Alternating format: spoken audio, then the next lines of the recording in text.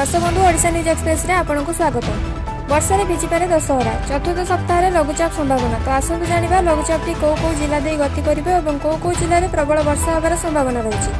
दर्शक बंधु जदि आप चैनल को प्रथम थर आछंती ताले एबे ही चैनल को सब्सक्राइब करी पाखते बेल आइकन को दबाई ऑल नोटिफिकेशन को ऑन कर रखिबे, जा फल आम चैनल लेटेस्ट न्यूज आपण मैंने सर्वप्रथम पाइपर। तो चलतु डेरी नक आज खबर उपर नजर पकाइबा।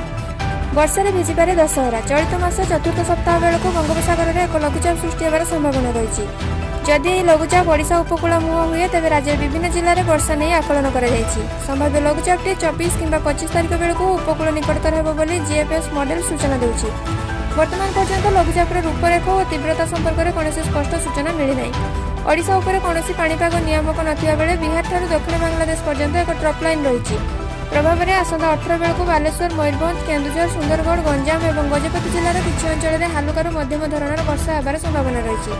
19 उत्तर ओडिशा समेत जाजपुर, केन्द्रापड़ा, कटक, जगतसिंहपुर, पुरी, खर्दा और नयागढ़ किसी अंचल में वर्षा होब। सेपटे शरत आरंभ होते राज्य में गरम गुलुगुली जारी रही।